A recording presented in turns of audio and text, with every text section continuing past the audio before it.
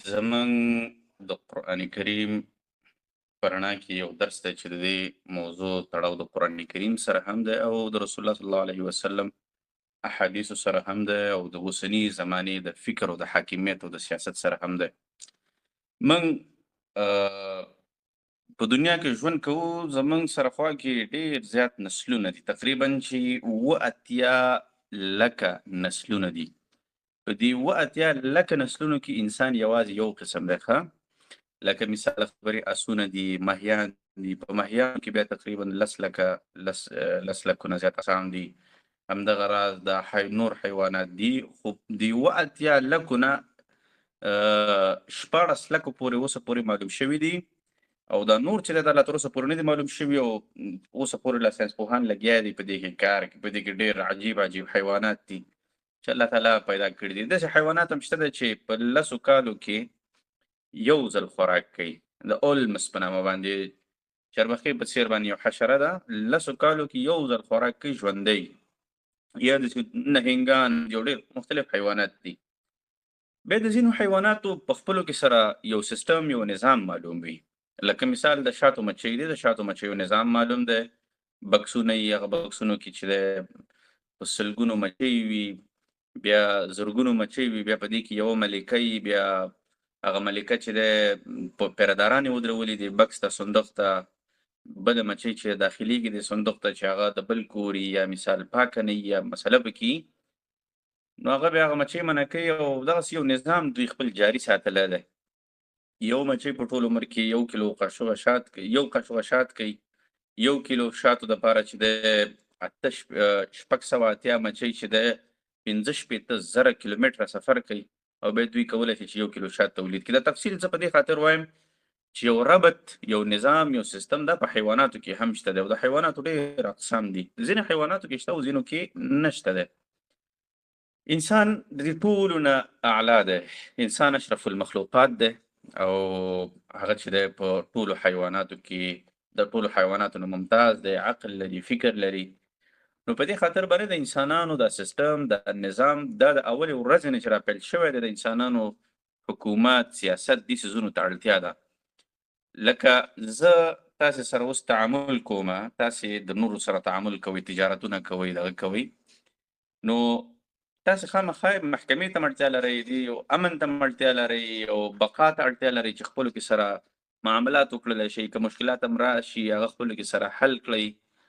یو حکومت په موږ او تاسې باندې موجود وي. چې حکومت په انسانانو باندې نه موجود، نو هغه حکومت یا هغه انسانان چې دی هغه مشکلات جوړوي. هغه انسانان چې دی هغه خپلو کې سره جنګونه کوي، امن خرابوي. حکومت باید څنګه جوړ شي، څوک یې باید جوړ کړي، نظام باید څنګه جوړ شي، د دې په باره کې مختلف قسمه نظریات دي، د دې په باره کې مختلف قسمه تصورات دي چې په هغې باندې موږ او تاسې خبره کوو. اول موږ او تاسې انسانان یو، په دنیا کې ژوند کوو، په دنیا کې خپل محاکم هم لرو، خپل اصول او قواعد او ضوابط هم لرو. زموږ او ستاسې تعریف څه شی دی؟ زموږ او ستاسې تعریف دا په 2 قسمه باندې دی. یو هغه تعریف دی چې هغه ملحدینو کړی دی، یا بېدینو کړی دی، یا سیکولرانو کړی دی، یا هغه خلکو کړی دی چې هغوی مثال د خبرې په هیڅ الله باندې، په خالق باندې یقین نه لري. یو تعریف چې دی هغه موږ او تاسې مسلمانان په دین باندې چې کوم عمل کوونکي خلک دي، انبیا کرامو باندې ایمان لرونکي خلک دي، د دوی تعریف دی. د انسان تعریف چې غربیانو کوم کړی دی، نو هغه موږ تېره هفته هم ویلی وو چې هغوی انسان ته یو سیلف ډیټرمن وایي. چې کله د انسان تعریف وشي، نو بیا انسان دپاره د حکومت تعریف هم کېږي. چې د انسان تعریف نه وي شوی، د انسان دپاره د حکومت او د حاکمیت او د سیاست تعریف هم ناممکنه دی. انسان په غربي اصطلاح کې یا په غربي فکر او تعریف کې چې دی، دا سیلف ډیټرمن یا په خپل ځان باندې بسیا، قایم بالذات، یو حیوان ناطق دی. داسې یو ذات دی چې دا العیاذ بالله هېڅ خالق، هېڅ انبیاو ته، وحي ته، دې شیانو ته اړتیا نه لري، بلکې په خپل ځان باندې د دې ټول کائنات او د دې ټولې ځمکې یو محور دی. دا ټوله ځمکه کې چې هر څه کېږي، دا څه قوانین، اصول او ضوابط چې دي، دا ټول زموږ او ستاسې په هغه باندې راڅرخي. پوه شوې؟ دا ټول د انسانانو په موضوع باندې یا په محور باندې راڅرخي. یو د انسان تعریف چې دی هغه په دین کې شوی دی. دین کې د انسان تعریف د بنده په حیث باندې یا د فرد په حیث باندې شوی دی. موږ او تاسې د دین له نظره بندګان یو، نو په دې خاطر باندې زموږ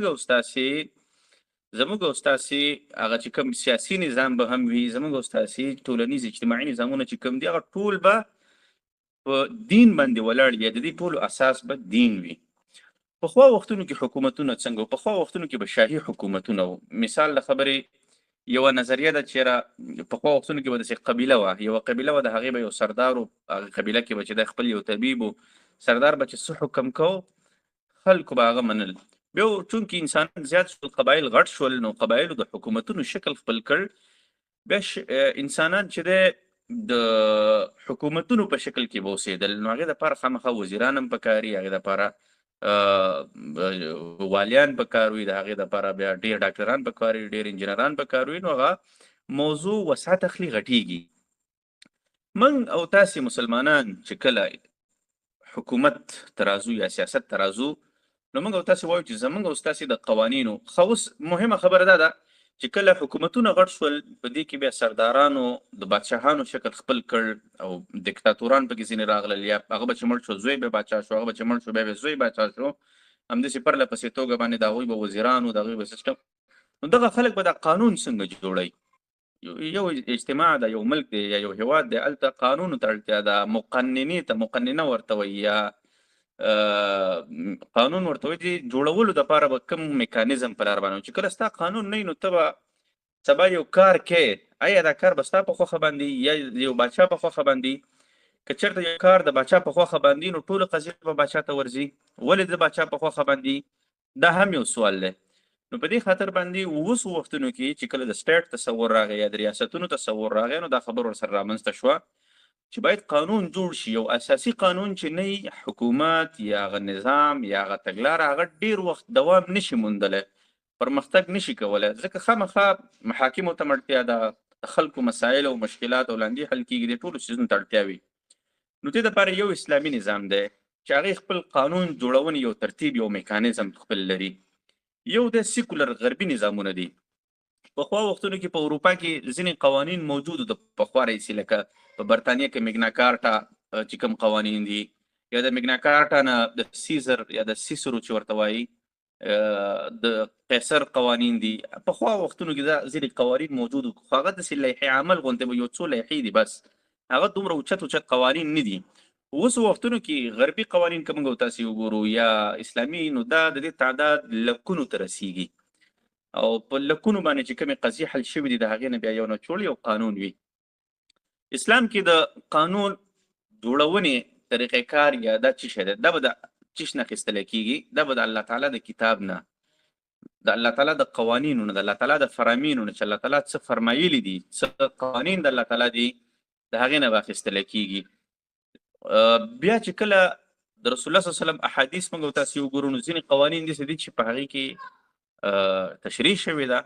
نو د رسول الله صلی الله علیه وسلم د ژوند نه، د رسول الله صلی الله علیه وسلم د اقوالو نه، د احادیثو نه اخیستلی کېږي.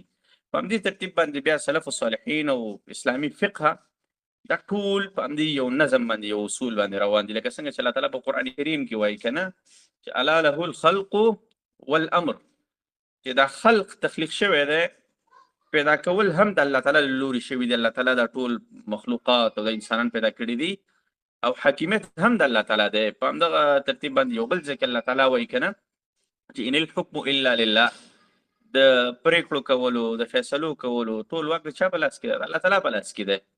یا یو بل ځای کې الله تعالی وایي سورة کهف کې که نه، ما لهم من دونه من ولي ولا يشرك في حکمه احدا. اوس ولا يشرك في حکمه احدا معنا دا ده چې حاکمیت یوازې او یوازې د الله تعالی دی، او په دې کې هیڅ چا دپاره د شراکت دارۍ، په دې کې د بل چا دپاره په واکمنۍ کې څوک شریک دا نشته دی، ځکه چې حاکمیت یوازې او یوازې د الله تعالی دی. او بیا د دې دپاره طریقې کار دا دی چې د رسول الله صلی الله علیه وسلم یو حدیث دی، یو قرآن کریم کې یو آیات راغی، که چېرته قرآن کریم کې یو آیات انسانان پوهېدل غواړي، نو د هغې تفسیر به په قرآن کریم باندې کوي، چې آیا د دې آیات مربوط په بل ځای کې تفسیر شته دی او که نه، ویلی شوي دی او که نه، نو دې ته د قرآن کریم تفسیر بالقرآن وایي. بیا به ترېنه د دې نه قانون راخلي یا د دې نه به اخذ کوي. یا مثال له خبرې کوي نو بیا به د رسول وسلم په احادیثو کې ګوري چې د رسول وسلم احادیث چې شوی که چېرته په احادیثو کې نه بیا به ورپسې د سلف صالحین او محدثینو اجماع ګوري چې علما کرام د دې په باره کې چې شوی د دې نه څه اخذ کړی دی دا قوانین جوړیږي یو قانون دی هغه د برټش قانون دی یا امریکن قوانین دی انګلیش لا ده هغوی څنګه قانون جوړوي هغوی وایي چې د ریاستونه څنګه رامنځته شوي دي من خو وویل چې زه دیني قوانین چې د دې قرآن کریم د رسول الله صلی الله علیه وسلم احادیث او ورپسې چې شی دی ورپسې چې د علما کرامو اجماع ده چې علما کرام څه شي ته ترجیح ورکوي سلف صالحین چې کوم علما حق پرست علما صحیح ده اوس دغه قوانینو لاندې بیا ټول جزوي قوانین راځي لکه مثال د خبرې یو قانون دی د نشې په باره کې یو څیز دی اوس ټابلیټ کا خو په 1400 کاله مخکې نه وه موږ ته به څنګه پته لګېږي چې ټابلیټ کا دغه ده او که نه نو د دې لپاره ټول علما کرام وایي چې وانتم سکارا چې کله تاسې په نشه کې یاستئ قرآن کریم کې وایي که نه یا الذین آمنو قرآن کریم آیات چې دی په صورت انعام کې نو چې کله موږ او تاسې د دغه آیات نه استنباط کوو هر هغه څیز ته به دا شامل وي چې کله هغه څیزونو کې نشه وي اوس دلته یو سیکولر که دا سوال کوي چې ډېر شیان داسې دي چې هغه په اوس وخت کې جوړ شوي دي او زمانې د حالاتو سره نه دي برابر او دا حالات خو چې د رسول الله صلی الله علیه وسلم د وخت نه شروع شوي دي او هغه وختونو کې ډېر شیان نه و ډېر شي نه اوس وختونو کې دي دا به څنګه نو موږ وایو چې هر هغه څیز چې هغه په اوس زمانه کې شته دی یا په اوس زمانه کې انسانانو ته نقصان کوي مشکلات جوړوي هغه د رسول الله صلی الله علیه وسلم په زمانه کې مو که په هغه وختونو کې هو به هو داسې شکل کې نه و لکه څنګه چې په اوس شکل کې لکه مثال د خبرې په وختونو کې فلمونه نه اوس وختونو کې فلمونه شته دی نو هغه وختونو کې رسول الله صلی الله علیه وسلم موږ ته د نظرونو د حفاظت ویلي دي د فروج د حفاظت ویلي دي خپل شرمګاهونه وساتئ اوس د نظر حفاظت که هغه وختونو کې فلم نه یا رسول الله صلی الله علیه وسلم په احادیثو کې د فلم نه مستقیما منع نه ده فرمایلې خو په اوسو وختونو کې فلم شته دی په فلم کې کوم غلط کاري یا مثال د خبرې فلمونه غلط فلمونه چې هغه انسان ورسره ګناهګاریږي نو هماغه حکم هغه دلته په دې ځای باندې تطبیق کیږي د دې ځای د حالاتو سره تطبیق کیږي یا په معاملاتو کې د مضاربت سیستم موږ تاسې وګورو یا د سود او د ربا سیستمونه موږ تاسې وګورو یا مثال د خبرې په اخلاقیاتو کې موږ تاسې وګورو په سیاست کې موږ تاسې د الولا والبرا د دې ټولو دپاره په اسلامي نظامونو کې قوانین هم شته دی او په اسلامي نظامونو کې د دې دپاره لارې هم شته دی خو که چېرته ځینو ځایونو کې شکلونه بدل شوي دي نو د هغه شکلونو د اوسنۍ زمانې مطابق به چې د علما کرامو د هغې دپاره کار کړی دی او هغه شکلونه په اوس وختونو کې معرفي کړي دي په اوسو وختونو کې هېڅ داسې کار نشته دی چې هغه د انسانانو ته نقصان کوي او په شریعت کې د هغې دپاره څه حکم نه موجود څه قانون نه موجود څه اصول نه موجود دا خو د اسلام موږ او تاسې هغه طرف وویلې که نه اوس بل طرف ته راځو د سیکولریزم طرف ته سیکولریزم چې خپله نظریه ودري هغې د سوشل کنټرکټ پر اساس باندې ودري اول نمبر باندې دا خبره موږ کوو چې سیکولران د دولت موږ او تاسې خو دولت څنګه رامنځته شوی دی موږ او تاسې دې په باره کې و چې آدم علیه السلام د الله تعالی اولنی بنده و هغه په دنیا باندې نبي و راولېږلی شو هغه حکومت جوړ کړ هغه وختونو کې یو قبایلي غوندې نظام شروع شو یو سړی به یو مشر به د قبیلې او هغه چې دی د خپلې قبیلې څارنه کوله د خپلې قبیلې د خپلو خلکو دپاره به حکومت کوه هغه به نبي و د دې برعکس سیکولر مفکرین لکه مثال تامس هوبز دی یا جان لاک دی یا سټوارټ میل دی یا نور داسې مفکرین دي هغوی بیا بېله نظریه وړاندې کوي هغوی د سوشل کنټرکټ نظریه وړاندې کوي هغوی وایي چې د ریاست چې رامنځته شوی دی ښه د ریاست په باره کې اول مختلف نظریات دي چې هغه نظریات ووایو ځینې مفکرین دا وایي چې ریاست څنګه رامنځته شوی ځینې مفکرین دا وایي چې دا د تیوري اف فورس په ذریعه باندې رامنځته شوی دی تیوري اف فورس مطلب څه شی دی معنا دا ده چې د زور په ذریعه باندې حکومت رامنځته شوی دی مثال د خبرې یو سړی و پخوا هغه به ډېر طاقتور و هغه د خپل ځان سره فوج که کسان یې کړل او هغه یو کلي باندې حمله وکړل او کلي والاو ته یې وویل چې تاسې به زما خبره منئ او که نه په تاسې باندې به زه جبر کوم نو په دې خاطر باندې پخوا وختونو کې یو سړي په خلکو باندې جبر کو ځکه حکومت رامنځته شو همدې جبر چې دی بیا د حکومت او د قانون او د ریاست یا سټیټ نظریه ریاست یا سټیټ یا د سیاست شکل خپل کړ دې ته تیوري اف فورس وایي ځکه وجه چې شی د وجه دا ده چې لکه څنګه چې روسو فلسفي د دې په خلاف باندې وایي چې د زورورو حق په حقیقت کې حق نه دی ځکه زورور کوم حق نه لري په خلکو باندې بلکې هغه یو زور دی چې کله خلک زور پیدا کړي د زورور نه زیات، نو د هغه زور ورسره ختمیږي. یو بل نظریه ده چې هغه د خانداني نظریه ده. خانداني نظریه معنا ده چې پخوا وختونو کې د مور واک به ښځه به وه، هغه به د خاندان مشره وه، د قبیلې مشره وه. موږ تاسې اوس وختونو کې لیدلی شو که نه، په ځینې کورونو کې ځینې خاندانونو کې ښځې چې هغه ډېرې طاقتورې، یو څوک ته بیخي سر نشي پورته کولی. نو همدغه راز دوی وایي چې داسې مادرسري نظام و چې په هغې کې به مور واکمنه وه او هغې به خپل کور ساته، بیا هغه ښځه چې دی هغه په ټول خاندان باندې مالکه شول او بیا خاندان او قبیلې باندې واکمنه شوه. ځینې بیا وایي چې پیټریارکي نظام و، پدرسري نظام و. پلار چې دی پلار ملک شو، پلار په خپله قبیله باندې کور باندې حاکم شو، بیا ورپسې د کور سره سره نور خلک راجمع کېدل په ټوله قبیله باندې حاکم شو، د دې نه حکومت جوړ شو. خو دغه ټولې نظریې چې دی دا رد شوي دي. اصولي نظریه چې کله موږ تاسې وګورو او ملحدین چې په کومه نظریه باندې یقین لري د هغوی په نسبت باندې اصولي، زموږ په نسبت باندې اصولي نه، ځکه په دې کې زه درته بیا تاسو ته یو بل مشکله وایم، هغه د سوشل کنټریکټ نظریه ده. ملحدین وایي یا سیکولران وایي چې نظریه د سوشل کنټریکټ نظریې په اساس باندې پخوا وختونو کې به خلک اوسېدل په یو ټولنه کې، یو انسان به قوي او بل انسان به کمزوری و. نو دا قوي انسان به چې دی د کمزور انسان ته ویلې دا شی په 100 روپۍ ده، هغه ورته ویل دا په 10 روپۍ دی، مثال هغه به ورته مال ورکړ، نو د طاقتور انسان به ورته پیسې نه ورکولې. ښه چې دا پیسې نه ورکړي، نو دا به د کمزور انسان به د طاقتور انسان نه څنګه پیسې اخلي؟ یا مثال د خبرې ته یو چا سره امانت کېدی، یا یو ضمانت کېدی، یا یو قرض کې چې سره منځ کې یو ضامن وي، یا یو جرم کېږي، مثال ستا او د بل چا ترمنځ خړه راغله، تاسو به دا د چا په ذریعه باندې حل کوئ؟ تاسو به یو درېمګړی منځ کې کېنوئ، یو جرګه به منځ کې کېنوئ، یا به یو څوک انسان منځ کې کېنوئ. نو په همدې ترتیب باندې سیکولران وایي چې پخوا وختونو کې به داسې منځګړی و یا درېمګړی به و چې خلک به ورتلل د منځګړي ته یا درېمګړي ته به ورتلل او هغې باندې به خپلې مسلې حل کولې. په همدې ترتیب باندې د درېمګړي باندې به خلکو اعتماد کوو. بیا به هر درېمګړی چې ورته نو خلکو ورته تنخواه ورکوله، چېرې ته زما د پیسې واخله خو ما ته دا مسله حل کړه، زما او د فلنکي ترمنځ دا فیصله وکړه چې په موږ کې څوک ملامته دی. نو سیکولران دا وایي چې دغه درېمګړی ورو ورو قوي کېده، اول پې 2 کسانو، بیا پې 100 کسانو، بیا پې 1000 کسانو، او بیا پې همدې ترتیب سره قبایلو او بیا حکومتونه جوړ شول. نو دغه درېمګړی چې کوم دی د حکومتي حیثیت دی خپل کړی دی. نو د ریاست چې رامنځته شوی دی دا په سوشل کنټریکټ باندې رامنځته شوی دی یا ټولنیز تړون باندې رامنځته شوی دی چې یو درېمګړي سره ما او تا تړون کړی دی چې تا زموږ په حق کې څه فیصله وکړله، بس موږ ته قابل قبوله، خو ته یې د انصاف فیصله وکړه. نو ما ورسره تړون کړی دی او هغه بل چې کوم دی هغه م ورسره تړون کړی دی. زموږ او ستاسو په څېر باندې د دې سړي د لاس لاندې، د دې کلي د لاس لاندې چې زرګونو انسانان اوسېږي هغوی ټولو تړون کړی دی. نو چې دې ټولو تړون کړی دی، چا سره کړی دی؟ د درېمګړي سره کړی دی. نو د درېمګړي د حکومت حیثیت خپل کړی دی. نو په دې خاطر باندې دې ته د سوشل کنټریکټ یا ټولنیز تړون نظریه وایي چې د ټولنیز تړون پر اساس باندې د حکومتونه رامنځته شوي دي. اوس د ټولنیز تړون پر اساس باندې چې حکومتونه رامنځته شوي دي، د حکومتونو بڼې جدا جدا دي. اوس د حکومت به څنګه انتخابیږي، دا درېمګړی به څنګه انتخابیږي؟ د دې دپاره د دې درېمګړي دپاره لکه د درېمګړی چې موږ انتخابوو، معنا ده چې حکومت انتخابوو که نه. په اسلام کې بیا خپل نظام دی، سیستم دی. په غرب کې پخوا خپل سیستم و، اوس بل سیستم دی په غرب کې. په اسلام کې څه شی نظام دی؟ په اسلام کې دا نظام دی چې په یو ټولنه کې اوس ته یو کلی لرې، په دې کلي کې 1000 انسانان اوسېږي.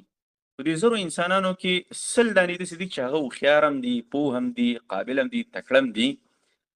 نو فلهذا د 1000 انسانانو کې به د 100 انسانان دا به مرکز ته لاړ شي. بل کلی دی هلته هم 1000 کسان دي، بل کلی دی هلته هم 1000 دی، بل دی بل دی بل دی، 10 کلي دي. هر کلي نه چې 100 دانې مرکز ته راشي، نو 100 دانې شو، 1000 دانې شول. دا 1000 دانې کسان به راټول شي، دوی به په خپلو کې سره یوه شورا وټاکي.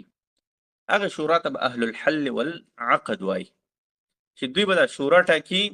او هغه شورا به چې دی بیا شورا کې به مثال د خبرې 100 کسان به 50 کسان یا 80 کسان د شورا کې وټاکل. دا 80 کسان به د چا له لورې ټاکلی کېږي؟ دا به د دې 1000 کسانو له لورې ټاکلی کېږي. بیا چې دا شورا وټاکلی شوه، دا شورا به بیا څوک ټاکي؟ دا به حاکم ټاکي چې زموږ به مشر څوک وي، زموږ به حاکم څوک وي. نو شورا حاکم ټاکلی شي او شورا حاکم لرې کولی هم شي.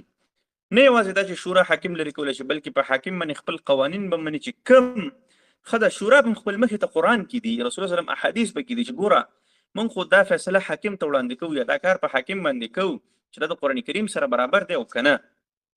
داسې نه ده چې دا حاکم به چې دی دا شورا به قوانین جوړوي او یا به د حاکم عملي کوي، دا به د خپل ځانونو نه شوي، نه، بلکې د حاکم چې ټاکلی کېږي دا به مسؤول وي د دې شورا، او دا شورا به د خپلو عوامو ته دا کلي کې چې 100 کسان دي یا سپین ږیري دي یا هغه خلک چې هغه درانه خلک دي، هغوی به خپلو کلو ته خپلو خلکو ته مسؤول وي. په اسلام کې دا وړه غونتې هغه نظریه ده چې ما تاسې ته ویل، ډېر په دغه باندې د تفصیلاتو جزئیاتو نه علاوه مختصر غونتې مې ورته ویلې. دغه زموږ نننۍ موضوع سیکولریزم ده، وخت کم دی موږ سره. سیکولریزم کې بیا څنګه سیستم دی؟ سیکولریزم کې اوسنی سیستم چې دی هغه په ډیموکراسۍ باندې روان دی. سیکولریزم کې ډیکټیټرشپ هم شته دی، لکه دیکتاتوري نظام هم شته دی، چې مثال له خبرې یو حاکم دی او هغه حاکمیت ته ورسېد او هغه وایي چې بس نور غلي کښېنئ، نور خلک نه ټاکئ، ډیموکراسي مو ولئ او سیاسي نظامونه دې مو ولئ، چې زه څه وایم هغه به راسره منئ. دا د سیکولریزم یو شکل دی. او البته سیکولریزم چې اوس وختونو کې زیاتو هیوادونو کې حاکم دی هغوی ډیموکراټیک سیستم لري. موږ خو ویل چې په اسلامي نظام کې په یو کلي کې 1000 دانې نخبګان خلک، اوس په کلي کې 1000 دانې خلک، په کلي کې مثال ټول 1000 خلک په هغې کې موږ 100 دانې پاک خلک پیژندلی شو پکې، چې پلانکی حاجي صاحب، پلانکی کاکا دی، پلانکی دی، پلانکی دی، پلانکی پلار دی، هغه ښه سړی دی، هغه منځګزاره سړی دی، عزتمند سړی دی، دیني سړی دی، او په کلي کې بد هم پیژندلی کېږي.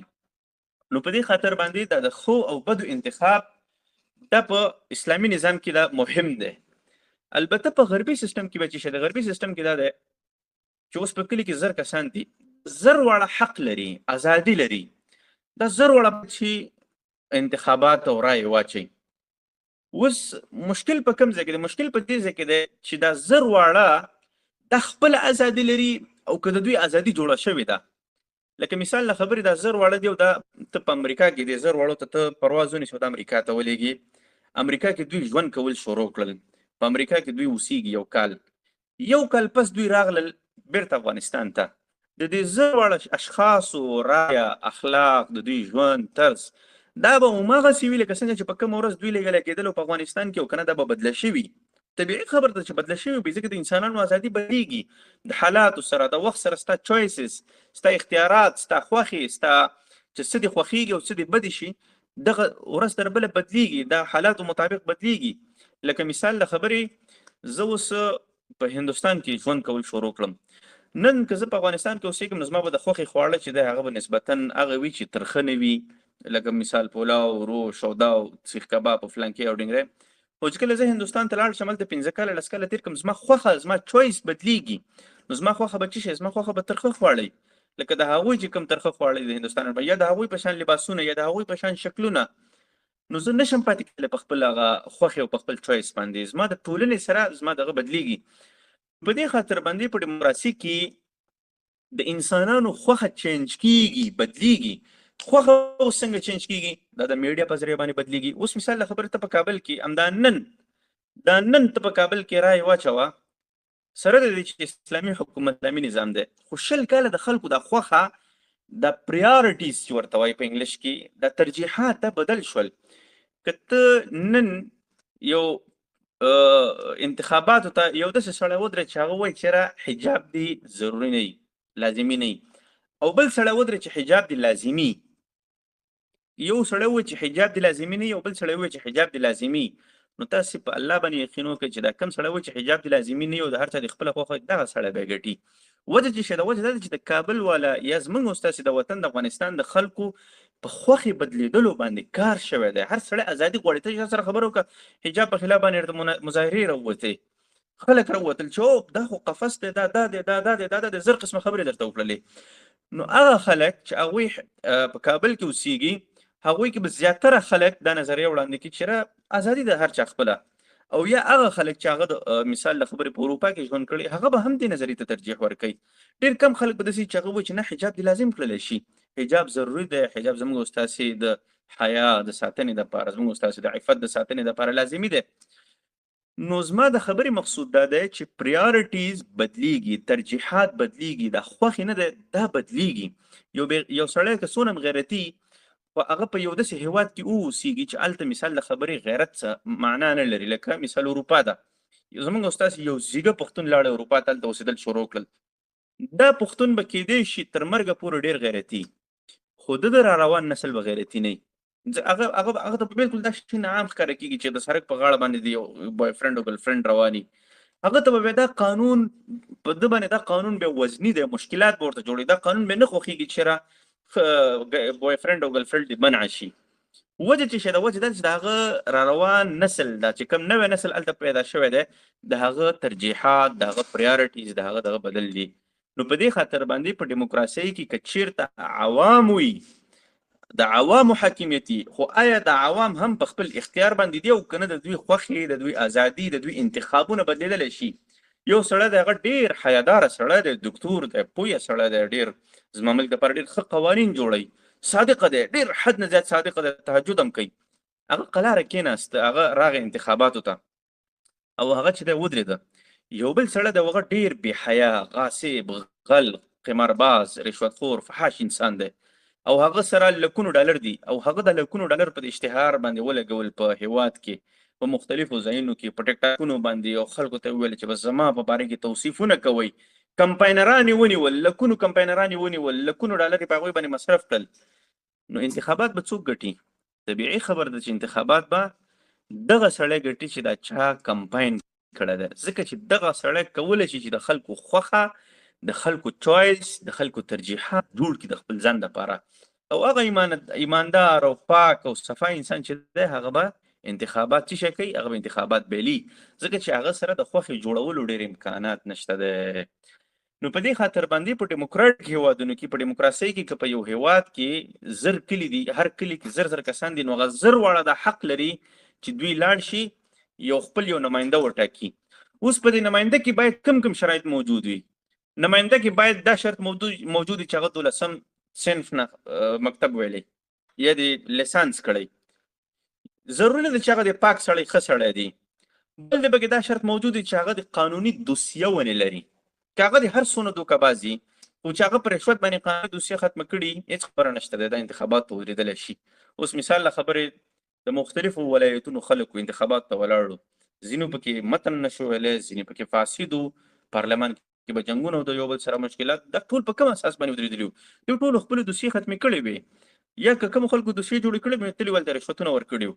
د خلکو سمعه یا د خلکو نظر یا د خلکو فکر د دوی په باره کې خراب وو چې دا خلک ښه نه دي، خو بیا هم لاړل انتخاباتو ته ورسېدل، پارلمان ته ورسېدل. نو په دې خاطر باندې په جمهوري هیوادونو کې اول د خلکو په خوښه باندې نمایندګان جوړیږي. په اسلامي نظام کې د خلکو په خوښه باندې نه، بلکې اسلامي نظام کې د هوښیارو او پاک دامنو تقواداره چې ښه سمعه لري په خپل کلي کې، په خپله ټولنه کې، د هغوی په خوښه باندې به نمایندګان جوړیږي. او په غربي نظام کې د خلکو په خوښه که ډم دی رای به اچوي، که ملا دی رای به اچوي، که عالم دی رای به اچوي، او که دکتور دی، او که د ټول هېواد یو بهترین سرجن دی، د هغه رای او د یو ډم رای د خپلو کې سره یو حیثیت لري، د دې دواړو خپلو کې سره یو قسم واک دی. یو ډم یا یو فاحش انسان دی، یو چرسي دی، یو مخدره موادو پلورونکی دی، دا ټول یو حیثیت لري په حکومتي لحاظ سره یا په سیاسي لحاظ سره. نو چې کله دوی سړی انتخاب کړي د پارلمان دپاره، که هغه هر څونه پاک او که مردار دې ته نه کتلی کېږي، بیا به په پارلمان کې رای اچولی کېږي، دوی به بیا پاچا انتخابوي. پاچا به بیا څنګه ترتیب سره انتخابوي؟ دوی به بیا خپلو کې سره رای اچوي. نو دې ته د حکومت جوړونې سیستم وایي. هغه بیا چې کله په اسلامي نظام کې ما خو تاسې ته وویلې چې هلته شورا ده، اسلامي نظام کې چې نظام جوړېږي هلته به شورا حل کوي مسله. دلته به په پارلمان کې قوانین جوړېږي. که چېرته پارلمان کې خلک وغواړي چې همجنس پرستي دې عامه شي، عامه کېږي به. که وغواړي چې همجنس پرستي دې بنده شي، بنده به. سود عام شي، بالکل دې عام کېږي. پارلمان که وغواړي که بند شي، بند. د دوی دا کانسټیټیوشن یا قانون جوړونه دا د دوی په لاس کې ده، دا د دوی په لاس کې ده، دا د دوی په ایمان باندې ده، دا د دوی په عهد باندې او د دوی په عقل باندې ده. په اسلامي نظام کې چې کله قانون جوړېږي، شورا کېني خپلو کې سره چېرې دا پلانکی شی دی بند شي. ولې بند شي؟ آیا په قرآن کریم کې د دې څه حکم راغلی؟ نه ده راغلی. په احادیثو کې راغلی دی؟ نه ده راغلی. علما کرام د دې په باره کې څه وایي، یا ټولنه یا د محدثین او فقها د دې په باره کې څه وایي؟ په هغوی کې دا خبره شته ده؟ نه، نشته ده. اوس راځئ چې دې ټولو کې دا خبره نشته، اوس راځئ چې د قرآن کریم اشاراتو کې چې اشاره ورته شوې ده دې موضوع طرف ته، که نه په قرآن کې رسول په حدیثو کې یا په اسلامي فقه کې دې طرف ته اشاره شوې ده، او که نه چې کله هغه اشاره شوي په دې ټولو شیانو کې د هغې نه پس چې د هغه په دې باندې حکم کوي چې دا بیا اخره کې د دپاره بیا مفاد زما د هیواد یا زما د خلکو مفاد دې باره کې شته او که نه، دې ته کتلی کېږي چې کله مفادات هم وي د قرآن کریم او د رسول صلی د حدیثو برابر هم وي، د هغې نه پس هغه قانون پاس کېږي، هغه بیا د قانون یا د اساسي قانون برخه ګرځول کېږي. او چې کله نه برابر، چې کله ډیموکراټیک هیوادونه نو په هغې کې چې قانون جوړېږي نو هغه د پارلمان والا راټول شي خپلو کې سره، که 50 دانې مثال د خبرې په پارلمان کې 52 دانې هم جنسبازان ناست دي او 48 دانې چې د هغه پکې داسې خلک ناست دي چې هغه د همجنس پرستۍ خلاف وي. نو تاسو څه وایئ چې دوی به قانون څنګه جوړوي؟ دوی به دې ته نه ګوري چې دا په قرآن کې راغلی دی او که نه، یا د انسانانو په مطابق دی او که نه، نو د همجنس پرستانو مطابق چې دی د هغوی د خواهشاتو مطابق دی، نو فلهذا 52 کسان به رایې واچوي او دا شی به قانوني شي په هیواد کې. نور دې ته نه کتلی کېږي چې دا واقعا نقصان کوي، فایده کوي. لکه مثال د خبرې اوس په امریکا کې د آرمز بل چې ورته وایي یا د اسلحو بل دی، په دې کې د پارلمان زیات وګړي داسې دي چې هغه د اسلحو کمپنیو له خوا نه رشوتونه هغوی ته ورکولی کېږي. نو څونه وخت وشو، څو لسیزې وشوې چې په امریکا کې د اسلحو بل چې دی د هغې په خلاف باندې څوک په پارلمان کې خبره نشي کولی، سره د دې چې هلته په سلګونو انسانان هر هفته د یو بل اسلحې یو بل په اسلحو باندې وژني، یو بل ختموي، خو بیا هم د دې په خلاف باندې څوک قانون په څه خاطر نشي راوړلی؟ ځکه چې هلته زیاتره کسانو ته د اسلحو کمپنۍ پیسې ورکوي، د هغوی خوښه د پیسو په ذریعه باندې اخیستلی شوې ده. اوس که چېرته همدا شی په شریعت باندې موږ تللو، موږ او تاسې به بیا د پیسو خوښې ته او د خلکو خوښې ته نه کتل، بلکې د شریعت په اساس باندې به موږ او تاسې دې موضوع ته کتل. نو په سیکولر نظام کې قوانین په دې ترتیب باندې جوړېږي څنګه چې ما تاسو ته ویلې، او په اسلامي نظام کې په هغه ترتیب باندې جوړېږي چې شورایي نظام دی، یا هلته قرآن کریم او د رسول الله صلی الله علیه وسلم احادیث ته پکې کتلی کېږي. دا خو د قانون جوړونې هغه پراسس او هغه ترتیب شو. نیمګړتیا به مې درته اشارتن ما ویلې.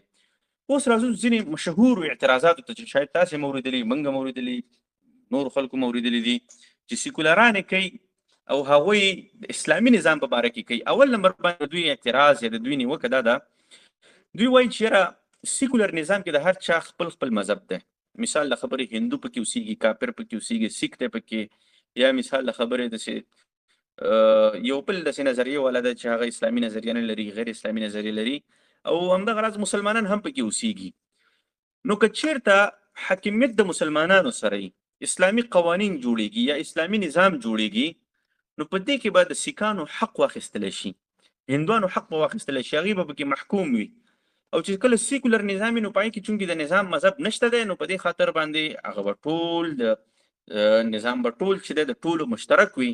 یو سیک به پکې والي کېدلی شي، یا یو هندو به پکې والي کېدلی شي، یا به پکې یو بل مذهب والا چې دی هغه به پکې والي کېدلی شي. صحیح ده.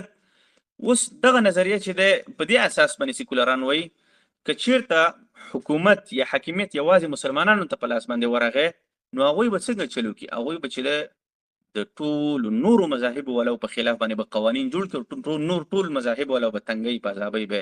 موږ ورته وایو تاسو سره دلیل چې شه دی؟ نو دوی به وایي چې په اروپا کې د کلیسا حاکمیت غټ دلیل دی، ځکه چې کله کلیسا حاکمه وه نو په هغه وختونو کې کلیسا چې دی په ټوله اروپا باندې حاکمه وه، هغوی به په اروپا کې چې د نورو مذاهبو والا نه پرېښودل، په نورو مذاهبو والاو باندې به ظلمونه کول. دا 1900 یا 1800 کاله د کلیسا حاکمیتو په اروپا باندې، او په دې 1800 کالو کې کلیسا مسلمانان نه خو یهود او نورو مذاهب والاوي ډېر په عذاب کړي او ډېر زیات دغه کړي. ښه نو موږ ورته اوس د حل لاره څه شی ده؟ نو دوی وایي چې د حل لاره دا ده چې کله هم یو حکومت جوړیږي یا یو نظام جوړیږي، نو په نظام کې به داسې یو نظام رامنځته کېږي چې هغه نیوټرل نظام وي یا ناپیله نظام وي، یا داسې یو نظام وي چې هغه هېڅ چا سره هم کار نه لري. ټولو ته وایي چې تاسې خپل عبادتونه کوئ، ټولو ته به وایي چې تاسې بس خپل دینونو باندې عملونه کوئ، دا حکومت درته موږ کنټرول کوو. نو فلهذا سیکولران وایي چې په دې اساس باندې د نظام باید خاص مذهب نه وي، بلکې نظام باید نیوټرل وي، د ټولو دپاره یو شان وي. اوس به دلته خلک راپاڅېږي چې دا څونه ښه نظریه ده، څونه ښه خبره ده چې ټول خلک پکې امن کې اوسېږي او ټول خلک پکې بالکل سیکولر نه وایي چېرې موږ خو دا خبره کوو، خو موږ ورته وایو چې نه په تاسو کې دلته غاټه مسله ده او بنیادي مسله ده.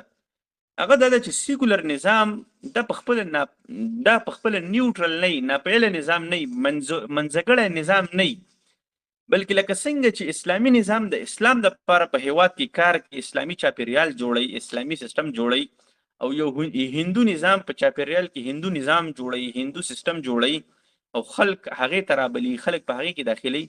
په همدې ترتیب باندې سیکولر نظام یو الحادي نظام جوړوي، یو الحادي چاپیریال جوړوي چې خلک دغه الحادي چاپیریال ته رابلي. یعنی داسې نه ده چې سیکولر نظام یو نیوټرل نظام دی، یو ناپیله نظام دی، یا یو منځګړی نظام دی، نه، بلکې څنګه چې اسلامي نظام د نورو ټولو مذاهبو والاو په خلاف باندې یوازې خپل قوانین عملي کوي، خپل احکامات په خلکو باندې مني، په همدې ترتیب باندې سیکولر نظام هم په خلکو باندې خپل قوانین، خپل احکامات مني. یعنې داسې نه ده چې دې کې د ټولو مذاهبو والاو دپاره امن وي، یا ټول مذاهبو والا په دې کې خپل ژوند عملي کولی شي، خپل دین عملي کولی شي، نه، داسې نه ده. لکه مثال د خبرې، اوس تاسو ته سیکولر نظام وښیم. په اروپا کې مسلمانان دي ژوند کوي، صحیح ده. د اروپا چې کوم نسلونه دي هلته خو یو بېله خبره ده چې اروپا کې ولې هلته خلک اسلام راوړي یا ولې خلک اسلامي نظام طرف ته ځي. اوس هلته چې کوم خلک اوسېږي هغوی اکثره دا شکایتونه کوي چې زموږ اولادونه دلته خرابېږي، د هغوی تربیت خرابېږي. ولې دا تربیت خرابېږي؟ ولې دوی په اسلامي روحیه باندې نشي سمبالېدلی؟ وجه څه شی ده چې نظام درته جوړ شوی دی. مثال د خبرې ته یوه دایره جوړه کړي، یوه ګرده دایره جوړه کړي، او په دې دایره کې یا په دې سرکل کې دا ولیکي چې یاره په دې حکومت کې، لکه مثال د خبرې زه به تاسو ته یو مثال درکړم چې یو حکومت جوړ شو او د هغې نوم دی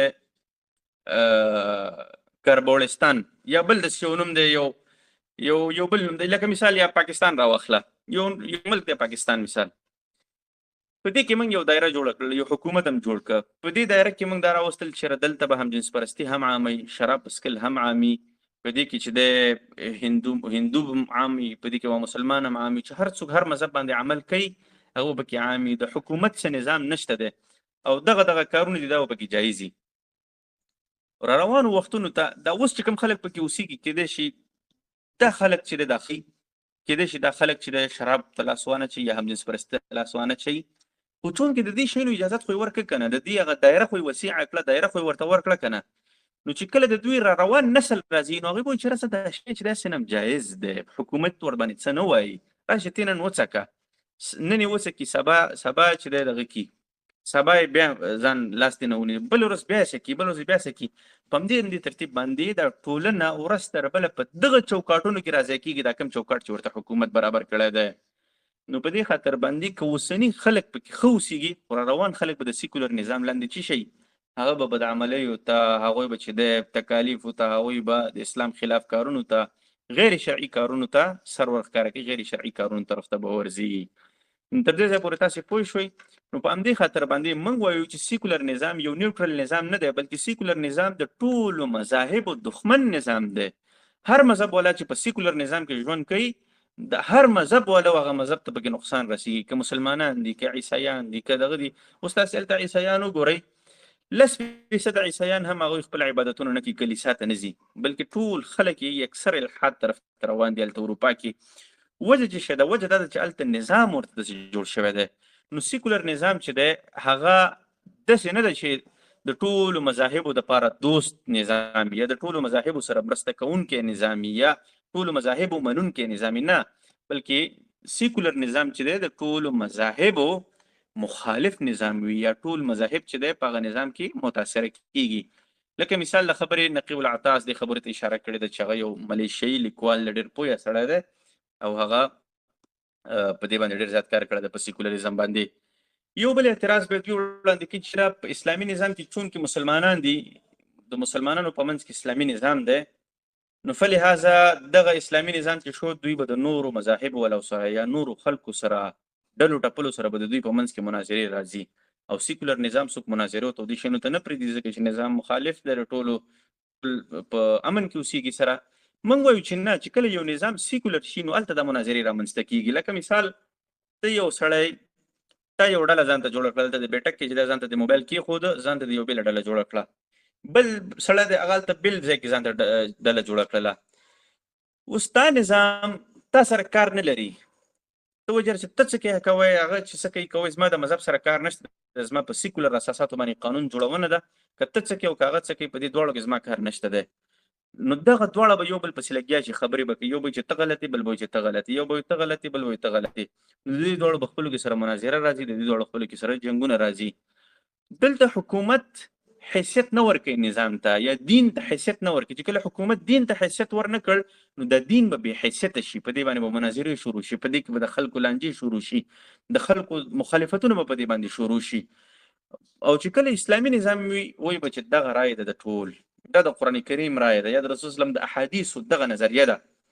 که د دې په خلاف باندې چا خبره وکړله نو هغې په خلاف باندې به بیا قانوني عمل کیږي.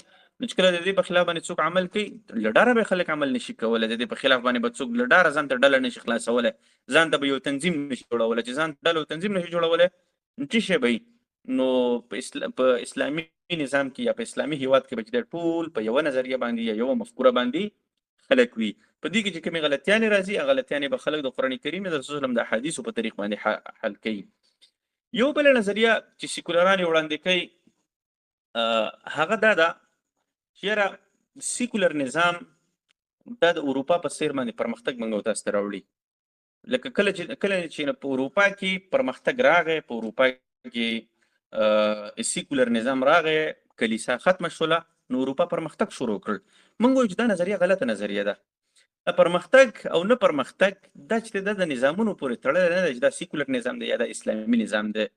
اوس ډېر داسې افریقایي هیوادونه دي چې برونډی ده، یا مثال د خبرې کانګو ده، یا چاډ ده، یا نور هیوادونه، نایجر ده، نایجیریا ده، دا ټول سیکولر نظامونه دي. خو دا د ټولې نړۍ تر ټولو غریب ترین او شاته پاتې هیوادونه دي. اوس اروپا دا ډېر پرمختللې ده. نو موږ وایو چې دا سیکولریزم د پرمختګ ضامن نه دی، یا ضروري ده چې یو نظام دی پرمختګ کوي یا یو هیواد دی پرمختګ کوي نو باید سیکولریزم دی عملی شي، ضروري نه ده. هغوی وایي چې وګوره اروپا چې کله سیکولریزم راوسته نو اروپا کې خلکو پرمختګ وکړ. موږ وایو چې نه، اروپا کې خلکو ساینسي پرمختګ چې کړی دی هغه د سیکولریزم پر اساس باندې نه دی کړی، ساینسي پرمختګ د اقتصاد پر اساس باندې شوی دی. چې کله تا سره اقتصاد نه موجود ته ساینسي پرمختګ نشي کولی. مثال په دې وردګو کې یو ځوان راپاڅېد او هغه یو ډرون جوړ کړ، شی جوړ کړل، موټر یې جوړ کړ. په خوست کې یو ځوان راپاڅېد هغه یو بل شی جوړ کړ. داسې په مختلفو ولایتونو کې ځوانان راپاڅېدل، چا یو تخنیک چا بل تخنیک. خو دې ټولو ځوانانو سره پیسې نشته. چې دوی سره پیسې نه وي دوی د خپل اختراع د خپل تخنیک دا به څنګه دنیا ته وړاندې کوي، دا به څنګه ټول هیواد باندې عملي کوي. اوس مثال د خبرې ما سره پیسې شته دی، زه یو اختراع وکړم، زه کولی شم چې د خپل اختراع دپاره کارخانه جوړه کړم، د خپل اختراع دپاره په نورو هیوادونو کې مارکیټ وګورم، نورو هیوادونو ته دا صادر کړم. بل هیواد دی چې بل ملګری دی چې هغه سره پیسې نشته دی، هغه د ما نه ښه اختراع جوړه کړي، په کتابونو کې به ورسره پرته وي که نه، هغې نورو خلکو ته نشي لیږلی. نو په همدې ترتیب باندې اروپا چې پرمختګ کړی دی دا د ساینس د وجې نه دی کړی، بلکې اروپا چې پرمختګ کړی دی د اقتصاد د وجې نه کړی دی. د اروپا اقتصاد خو نو دې اقتصاد وکولی شول چې دې ټول دنیا پورې خپل محصولات ورسول، خپل انجن ورسول، خپل ماشینري ورسوله. مثال د خبرې اوس الټراساوند ماشین دی، موږ او تاسې په هیواد کې ټسټونه کوو، یا د ایکسرې ماشین دی، یا دواګانې دي، یا نور داسې شیان دي. دا ټول د کوم ځای نه راځي؟ جرمني نه راځي، یو ځای نه راځي، بل ځای نه راځي، مختلفو کمپنیو نه راځي. یا ټیوټا کمپنۍ ده، یا نورې کمپنۍ دي، فورډ کمپنۍ ده، جیمز کمپنۍ ده. موټرې ټوله دنیا نه د امریکا نه راځي، جیمز کمپنۍ یا د فورډ کمپنۍ په ټوله دنیا کې تقسیمیږي. یا ډي ایچ پی لیپټاپونه دي، یا ډل لیپټاپونه دي، ماوسونه دي، کیبورډ دي. په همدې ترتیب باندې موږ او تاسې که په خپل چاپېریال کې وګورو نو 50 نه واخله تر 80% پورې داسې ساینسي اختراعات دي چې دا ټول د بهرني هیوادونو نه راغلي دي. اوس سوال دا دی چې د اروپا اقتصاد دا د ساینس پورې تړلی شوی دی. اوس چې ستا جوړ نو د اروپا او ته داسې یو کس داسې یو ساینس پوه چې هغه ته 3 لکه ډالر 4 لکه ډالر د میاشتې تنخواه ورکولی شي، نو تا ته په چین کې چې دی څوک ایساري کې ساینس پوه نه ایساري کې هغه تا ته راځي مستقیما. امریکا کې څوک ساینس پوه ایساري کې نه ایساري کې تا ته راځي، ځکه ته د هغه نه غټه تنخواه ورکوې. بیا دغه ساینس پوه دی راوستی، د دې په څېر باندې د 50 دانې نور راوستل او هغه د په یو کمپنۍ کې ولګول، هغه کمپنۍ کې د په هغه باندې اختراعات شروع کړل. نو چې دا کوم اختراعات کېږي دا ستا د هیواد کېږي، ستا هیواد ته به دا فایده را رسوي. وجه چې د وجه چې تا سره شاته کیپیټل ډېر دی، تا سره سرمایه ډېره ده. مثال د خبرې اوس دوبۍ ده، دوبۍ نن نه 100 کاله مخکې هېڅ شی هم نه لرل، ساینس هم نه لرل، پرمختګ هم نه لرل، هېڅ شی هم نه لرل. بدوان ول، په اوښانو باندې به ګرځېدل، صحراګانو کې به ګرځېدل. خو نن تاسې دوبۍ وګورئ چې هغه د اروپا د ډېرو هېوادونو نه پرمختللې ده. مریخه پورې د هغوی میشن رسیږي، سپیس سټیشن یې جوړ کړی دی، د هغوی په کال کې ورته څومره خلک را روان دي، په ټوله دنیا کې قوي ایرلاینونه د دوبۍ دي. وجه څه شی ده چې دوبۍ دومره پرمختګ وکړ؟ ځکه چې دوبۍ سره پیسه ده، د ټوله دنیا نه قوي قوي اډوایزران، مشاورین خلک یې راوغوښتل چې دغه مشاورین زه راغواړم زما هیواد پرمختګ کوي، بل یې راوغواړي د بل هیواد پرمختګ کوي. حتی ساینس پوه هم ماته راځي، انجینر هم زه په کرۍ باندې رانیولی شم، هر څه زه په کرۍ باندې رانیولی شم چې زه په کرۍ باندې راولم، زه په خپل هیواد کې پروډکشن وکړم، زه په خپل هیواد کې شیان جوړ کړم، زه نورو هیوادونو ته صادروم او یو په 2 قیمت باندې خرڅوم، د هغې نه ماته فایده راځي. نو په دې ترتیب باندې زما پرمختګ کیږي. نو دا پرمختګ دا تړلی شوی دی ساینس پورې، او ساینس تړلی شوی دی د اقتصاد پورې. اوس مثال د خبرې د اسلامي حکومتونو اقتصاد ښه نه و، د اسلامي زرین تاریخ کې یعنې دونه اقتصاد یې نه و چې لکه څنګه د اروپا اقتصاد دی اوس. نو هغه وختونو کې مسلمانانو ډېر کتابونه ولیکل، کتابونو کې پراته وو، هلاکو خان د ظالم چرګ راغی ټول کتابونه یې سمندر ته واچول چې ځئ تاسې هم ځئ کتابونه دې هم ځئ، بغداد یې لوټې لوټې کړه. ولې لوټې لوټې کړه؟ ولې مسلمانانو هغه وخت د خپل اختراعات ټوله دنیا ته نشو رسولی؟ ځکه چې دونه اقتصاد یا دونه کیپیټل یا دونه سرمایه نه وه موجوده. نو تر دې ځایه پورې تاسې ورسېدلی چې ساینسي پرمختګ د په اقتصاد باندې کیږي. اوس د اقتصاد اروپا څنګه رامنځته کړه؟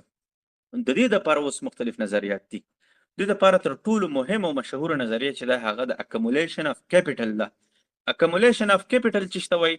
د دې نظریې پر اساس باندې په اروپا کې اجتماعي زر شوی دی، د ټول دنیا مختلف هیوادونو ته ورغلي دي، لکه د غلو په څیر باندې خلک راغوښتي دي، استعمارونه یې کړي دي، پیسې ترې راډا کړي، دا ټولې پیسې برټانیې ته راوړي دي. برټانیې کې په دې باندې میلونه جوړ شوي دي، برټانیې باندې په دې کې چې په دې کې برټانیې په دې باندې چې مختلف ساینسي اختراعات شوي دي، هغه بیا ټوله دنیا ته رسېدلي دي. اوس آیا واقعا داسې کار شوی هم دی او که نه داسې دروغ دي؟ واقعا دا کار شوی دی. لکه مثال د خبرې برټانیې هندوستان ته لاړله، هندوستان باندې 200 کاله حاکمیت وکړه. په 200 کاله حاکمیت کې برټانیې د هندوستان نه 46 ټریلیونه ډالره 46 ټریلیونه ډالرو که درته خام مواد او پیسې او زر دی منتقل کړل برټانیې ته.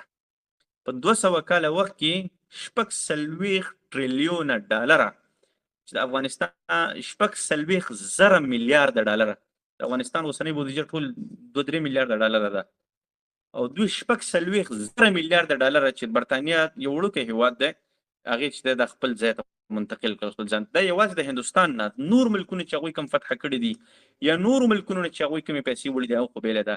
یا مثال د خبرې د افریقا چې کوم تیل دي، چیني دي، د افریقا کوم جواهرات دي، هغې ټول خپلو هیوادونو ته منتقل کړي دي، خام مالونه دي، خام مواد دي، هغې خپلو هیوادونو ته منتقل کړي دي، مختلفو هیوادونو ته.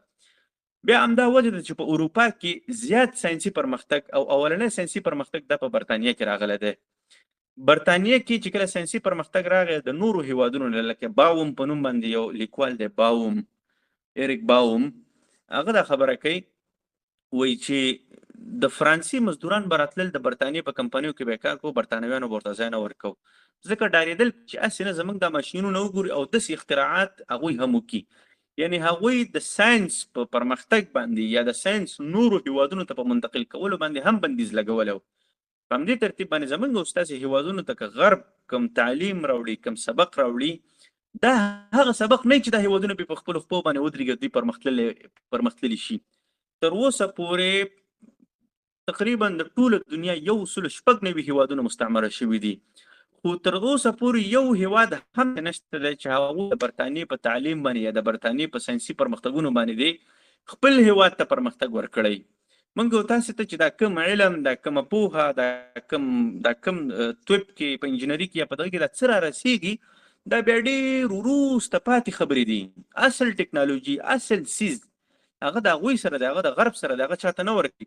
چې کله هغه څیز هم خلکو ته ورسېږي، یا مثال له خبرې روسیه جوړه کړي یا چین جوړ کړي، یو اسلحه ده یا یو مزایل دی، نو هغوی کوشش کوي بیا د هغې نه هم پسې ښه اختراع وکړي. هغه ښه اختراع هغوی چې دی پټه ساتلي، په سیکرټ کې ساتلي، هغې په راز کې ساتلي. لکه مثال له خبرې امریکا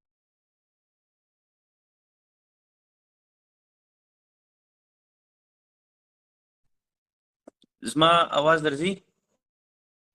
هو حماد صاحب جوهر صاحب اوس ما اواز اواز صحیح صحیح دی؟ شو لږ مخکې تماس او بیخي صحیح شو اوس ما اواز صحیح دی اوس مثال د مهرباني خبرې وکړئ امریکا یو بوینګ جوړ کړ، په هغې باندې 50 میلیارډ نه ډېر زیات مصارف وکړل. اوس دغه مصارف چې وکړل، چین خپل یو جاسوس یا خپل یو سپای دای کاناډا ته ولېږه، او هغه چینایي په دې کاناډا کې د کیبلو، د انټرنیټ او د اوزارو چې کوم د ټکنالوژي اوزار دي یو دکان خلاص کړ. په دې ترو باندې دوی د دې کمپنۍ ځینې انجینرانو پورې ځان ورسو، به تر دې کمپنۍ پورې ځان ورسو. د کمپنۍ پورې ځان رسول نه بعد چې د هغه د کمپنۍ د ځینې موادو استخباراتي رازونو یا هغه رازونه چې د جاز نقشې او د جاز د جوړولو طریقې کار پکې و، د بوینګ 955 که 955 ته مانه نوم هیر شو، خو همدغه یو تر ټولو غټه کارګو طیاره ده. هغه شی چې د هغې ټول رازونه هغه ټول چین ته راولېږل. په دې ټولو دغو باندې د چین چې د ټول 6 میلیونه ډالر مصرف شول په دې ټول جاسوسي میشن باندې. هغه په مختلفو طریقو باندې د انجنیرانو سره دوستی کول او دا به خپل کور ته راغوښتل یو شی بل شی. بیا چې په کال 2019 کې امریکا په ټوله نړۍ کې د جازونو یا د طیارو یو نمایش کیږي کنه، ټول هیوادونه چې د خپل جازونه او خپل اختراعات راوړي او هغه پکې ښکاره کوي، دنیا ته وړاندې کوي.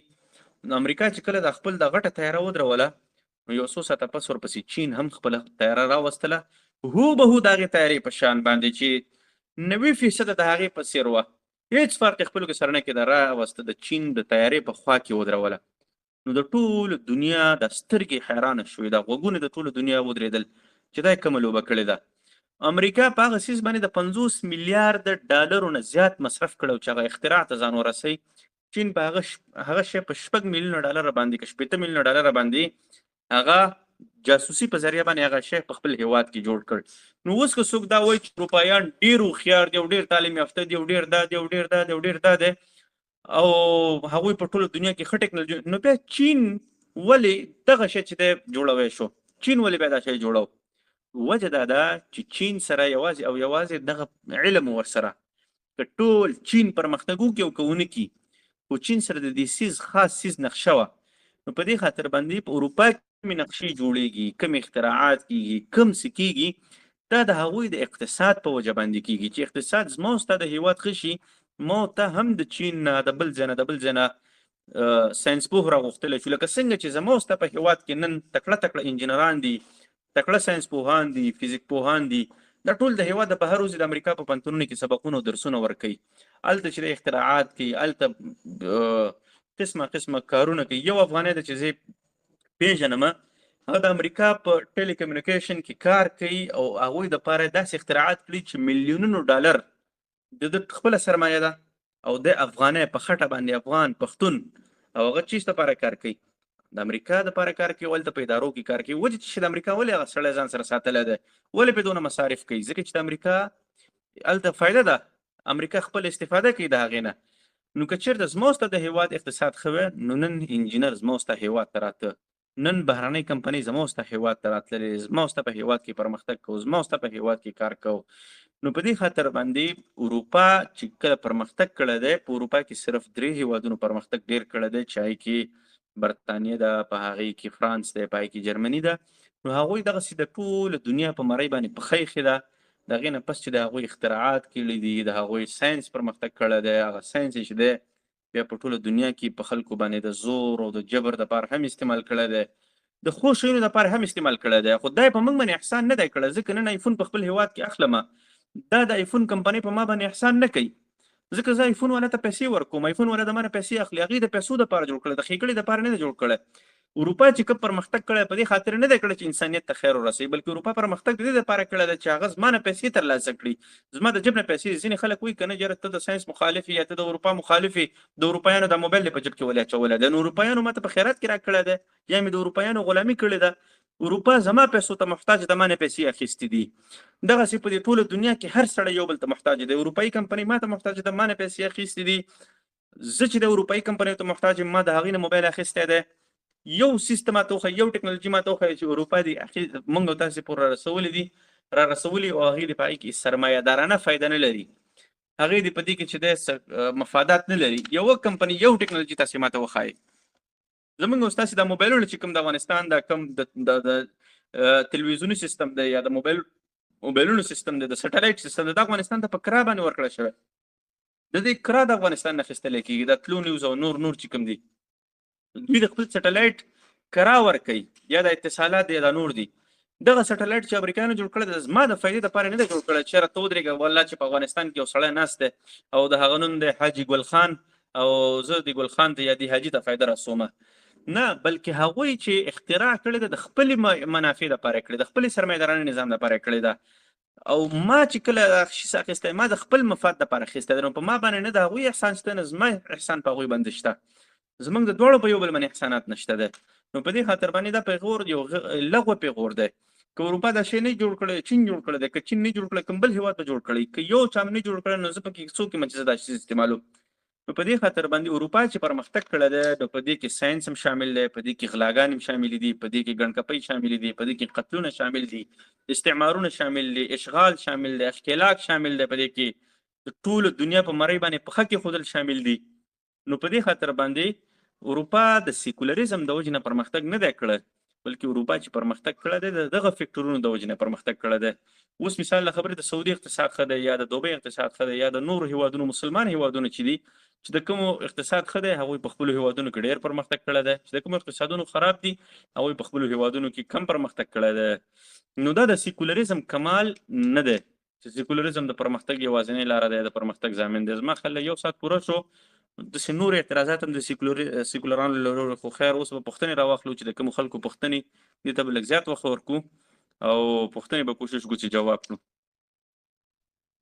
ډېره زیاته مننه جوهري صاحب، واقعا چې په سیکولریزم باندې مې یو ډېر په کافي توګه ډېر ښه مزهدار بحث وکړ او ډېر زیات معلومات به موږ هم ترې ترلاسه کړو. انشاءالله ټول دوستان به ښه معلومات، ټولو ګډونوال به ښه معلومات ترلاسه کړي وي.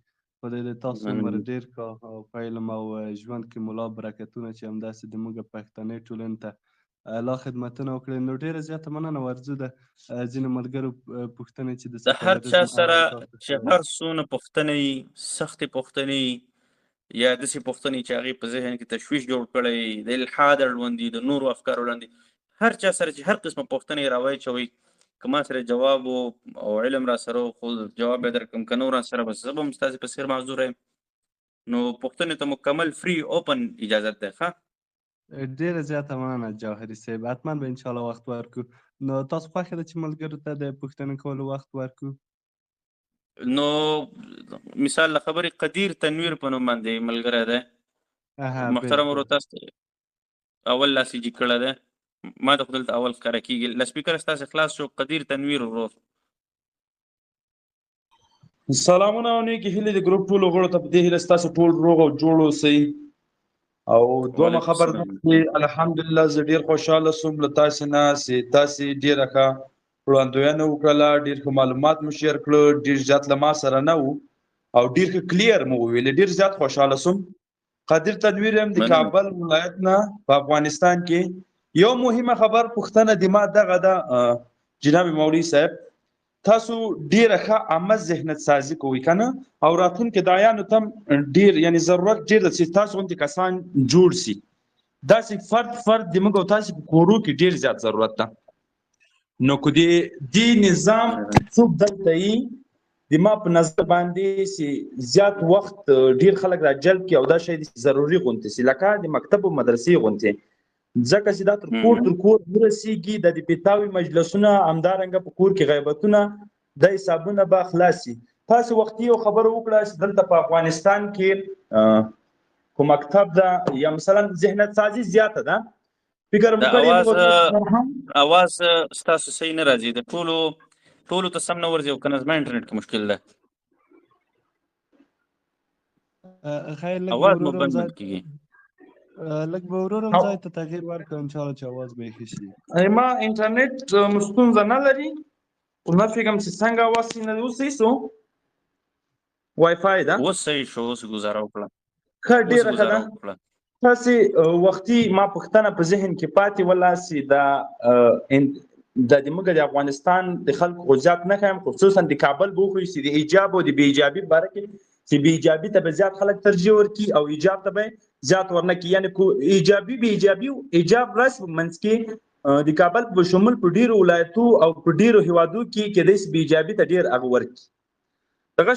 تاسو دغه شی وویل که نه مولوي صاحب محترم؟ نه وروره، ما یو مثال ورکړ. زما هدف دا نه ده چې خامخا د اګزیکټ کابلي، ما یو مثال ورکړ که مثال د خبرې د کابل د خلکو. کابل خلک زه مثال ورکوم ځکه چې کابل خلک چې دي ډېر ارتباط زه تاسو ته خپله خبره واضحه کړم، بیا تاسو خیر ده وکړئ. ما وویل که چېرته د کابل د خلکو داسې ترجیح جوړه شي چې دا حجاب بد شی دی، پرده کول بد شی دی، یا دا بد شی دی، دا چویس د خلکو داسې جوړ شي، نو بیا که چېرته د دې په منځ کې انتخابات وشي، نو بیا به انتخابات هغه جهت ګټي چې د هغوی حجاب چویس نه وي، ترجیح نه وي یا پریارټي نه وي، او هغه خلک چې هغه په اقلیت باندې دي، کم خلک دي، هغوی به د حجاب طرفداري کوي، خو قانون به د اکثریت پر اساس باندې جوړېږي، نو فلهذا بې حجابي به قانوني شي. ما داسې خبره وکړه. ډېره ښه ده مولوي صاحب محترم. موږ تاسو ته بهتره معلومه ده. زه پوښتنې لنډه کومه ځکه چې شاته خلک ډېر پوښتنو ته پاتې دي.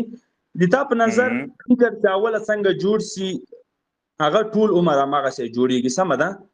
نو د ما تاسو ټول نه دا خوښه ده، دا مې درته خوښه ده چې موږ او تاسې په کورو کې، په مدرسو کې، په مکتبو کې داسې عامه ذهنیت سازي وکړو.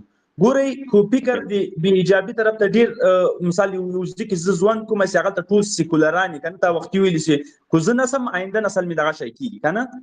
نو د ما په نظر باندې ګناه ډېره د خلکو نه ده، ضرورت زیات دې ته ده چې خلکو ذهنیت سازي وشي. بلکل مننه. الو، د ورور نظر اواز مو بند شو. محترم ورور اواز مو بند شو. جواهري صاحب د ورور خپل نظر ورکړه، انشاءالله چې همدا نظر به یې ما په نظر خاصه کومه پوښتنه چې شی نه و داسې معلومېدل، او هدف هم دغه و چې خلک ملامت نه دي، مهمه دا ده چې ذهنیت سازي وشي. نو ذهنیت سازي طبعا ګوره تاسو ته وخته مو ویلې چې د جمهورو یا د عامو خلکو ذهن جوړیږي، دا ذهن دا په خپله باندې دا خلک یو لاره نه انتخابوي. اوس مثال د خبرې موږ چې کم خوراکونه کوو، کم لباسونه کوو، کم ژوند کوو، دا داسې نه ده چې دا په اوس مثال زه تاسو ته یو لنډ مثال درکړم. نن نه 20 کاله مخکې چې کم لباس په ډرامو کې، په عامو ځایونو کې کمو ښځو اچو په پښتنو ډرامو کې، هغه لباسونه نن زموږ او ستاسې په کور کې عام دي. پخوا وختونو کې به دې لباسونو ته خلکو کتل هم نه شو، یا خلکو به د دې په خلاف باندې یا دغسې لباس به خلکو نه شو کولی، خلکو ته به ځان بې حیا ښکاره کېده. خو اوس وختونو کې هغه زموږ او ستاسې په کورونو کې عام دي. وجه څه ده چې زموږ او ستاسې ذهن جوړ شو. دا ذهن چې جوړېږي دا داسې نه ده چې دا په خپله باندې دا ټولنې مزل کوي، یو طرف ته سفر کوي، نه، بلکې دا ذهن دا همیشه دپاره د یو لوري له طرف نه جوړېږي، یو ډیزاین شوی شی دی. دا فکر جوړېږي چې کله دغه فکر موږ او تاسې جوړو، نو بل ته به بیا دا موقع نه وي چې هغه جوړ کړي. نو د دې ورور په نظر په تایید باندې موږ هم دا خبره کوو چې باید دا ذهنیت سازي کې موږ او تاسې جوړونه وکړو، موږ او تاسې باید لاس ولرو، باید زموږ او ستاسې ذهنیت سازي یا زموږ او ستاسې دا سیسټم چې دا مخ په وړاندې لاړ شي. نو د دغه ورور که چېرته پوښتنه وي، وبخښئ پوښتنه مې پاتې شوه ځکه انټرنیټ مې قطع شو. پوښتنه دې ما دا ده چې دلته خو تقریبا 1000 نفر هم نه دي په دې ګروپ کې، او فکر نه کوم چې په افغانستان کې ما داسې ځای بل پیدا کړی. ډېرې خویندې ډېر وروڼه مدرسو ته هم لاسرسی نه لري، یعنې دا ذهنیت سازي او دا خبرې کېدای شي ما نن په اول ځل اورېدلې، تر اوسه پورې ما نه یې اورېدلې. لیسانس تر کچې مې زده کړې دي، خو تر اوسه مې نن مې واورېده. سمه ده. زه دا وایم پوښتنه مې له تا نه دا ده چې آیا دا اوسنی نظام یا تاسو داسې لویه برنامه لرئ چې آیا دا تر کلي او تر کور او تر کوټې پورې ورسېږي؟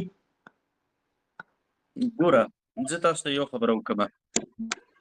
دا برنامه چې جوړېږي یا یو سیسټم یا یو نظام جوړېږي، دا داسې نه دی لکه د یو انسان په څېر باندې دی. ته خپل مخې ته مثال یو سړی کښېنه، یو شاګرد یې کښېنو او هغه ته دې وویلې چې ته به بس دا خبره وکړې، سبا نه به ته په مثال په پلانکې لباس اچې، پلانکې خبرې به کې، دا ادب به زده کړې، دا تربیت به ته یاد کړي، یا مثال دغه علم به ته یاد کړي، یا دا دعا به یاده کړي، یا دغه انګلیسي یا ساینسي فرمول به ته یاد کړي. دا نظام د یو انسان په حیث باندې دی چې موږ دا ټول نظام چې دا 34 میلیونه انسانان دي، دا ټول موږ په یو چوکاټ کې په لسو ورځو 20 ورځو 1 کال 2 کال 15 کالو کې راولو. ځکه دا کمپیوټر شی نه دی، کمپیوټر سیستم نه دی چې دلته زه یو کلیک کوم او دا 40 میلیونه انسانانو سافټویر بدل شي. دا ناممکنه ده. دا په یو هیواد کې هم ته نشي کولی. حتی په امریکا کې قوانین داسې قوانین وي چې هغه د عوامو سره اړیکه لري یا د عوامي تربیت سره اړیکه لري. دا په یو کال کې نه دی شوی، دا په لسګونو کلونو کې په لسیزو کې دا کار شوی دی. لسیزو کې د خلکو ذهن هغې سره عادي شوی دی یا نارمل شوی دی. اوسنی نظام همیشه دپاره زه خو چونکې ما د یو ورځ هم د دې نظام 1 روپۍ نه ده خوړلې او نه د نه پس مې ورته اراده شته. زه خپل روزګار لرم، کاروبار لرم او نه په هیواد کې اوسېږم، زه د هیواده بهر اوسېږم. اوسني نظام البته چې کوم ملګري دوستانو پکې ځینې دي هغوی ته بیا دا خبره کړې ده چې ګوره په دغه مواردو کې کار وشي، په دغه مواردو کې کار وشي. نو هغوی په خلاصو غوږونو باندې دا خبره اوري، هغوی انکار نه کوي زموږ د خبرې. البته زموږ هم دا کوشش دی چې داسې برنامې چې هغه د خلکو د پرمختګ سبب شي، د خلکو د تربیت سبب شي، په خلکو کې د بدلون سبب شي. اوس چونکې بدلونونه او تربیت دا ټول په یو ځل باندې نشي راوستلی کېدلی، دا وخت غواړي. نو چې کله یو څیز وخت غواړي نو د هغې دپاره به ته دوامداره مبارزه کې بیا لګیا بیا. اوس مثال له خبرې په پښتنو کې چې دی باچا خان د پښتنو د قومي تحریکونو دپاره مبارزه کوله، کار یې کو. څو کاله مبارزه کړې ده، خپله 50 که 60 کاله په همدې مبارزه کې تېر کړي دي. 55 کاله هغه مسلسل لګیا دی. یا مثال له خبرې نور مبارزین دي یا فکري مبارزین تاسې وګورئ چې هغه د هیواد په فکر باندې اثر کوي. 20 کاله 30 کاله 40 کاله هغوی مسلسل کار کوي. نو په همدې ترتیب باندې د افغانستان خلک 40 کاله 45 کاله په جنګونو کې وو چې کله هم یو قوم جنګ ته لاړ شي، د کومې ورځې نه چې یو قوم جنګ ته ور دننوځي د هغې ورځ نه د قوم تعلیم، صحت، تربیت، تجارت، اقتصاد هغه ټول سټاپ شي، بالکل ځای په ځای باندې ودرېږي. اوس مثال له خبرې یوکرین کې 2 کاله مخکې جنګ شروع شوی دی، 3 کاله. اوس په دغه 2-3 کالو کې یوکرین چې دی امقه ځای باندې ولاړ دی. دنیا 3 کاله مخکې یوکرین امقه ځای کې ولاړ دی. ولې چې شته چې هلته دا ټول شیان سټاپ شول. نو افغانستان هم 40 کاله سټاپ شو. چې کله 40 کاله دا ودرېده په یو ځای باندې، نن بیرته د افغانستان شروع کېدل شروع شول. نو داسې خو نشي کېدلی چې یو ماشوم دی هغه 3 کلن د 2 کلن دی او ته د هغه نه د امید ساتي چې ته د 43 کلن انسان په څېر باندې منډې وهې، نور هېوادونو ته وګوره، نورې نړۍ ته وګوره یا نورو خلکو ته وګوره او تا ته وګوره. نو موږ داسې نشو ویلی. موږ څنګه ویلی شو؟ موږ دا ویلی شو چې چېرې باید موږ او تاسې هم قوت دپاره کار وکړو او د هغه 43 کلن سړي په څېر باندې موږ او تاسې مزل وکړو، د هغه نه لږ تېز مزل وکړو. هغه په 43 کالو کې رسېدلی، باید موږ او تاسې په 25 کالو کې ورسېږو، په 20 کالو کې ورسېږو. خو باید موږ او تاسې مزل تېز وکړو تر څو د هغه مقام ته ورسېږو. نو دا بیا ممکنه ده او دې دپاره بیا حل لارې راوباسي. اوس هم په نظام کې خلک لګیا دي، کار کوي. ځینې پکې داسې چې هغه مشکلات جوړوي، خو ډېر پکې داسې دي چې هغه د نظام د خیرخواهۍ دپاره کار کوي. د افغانستان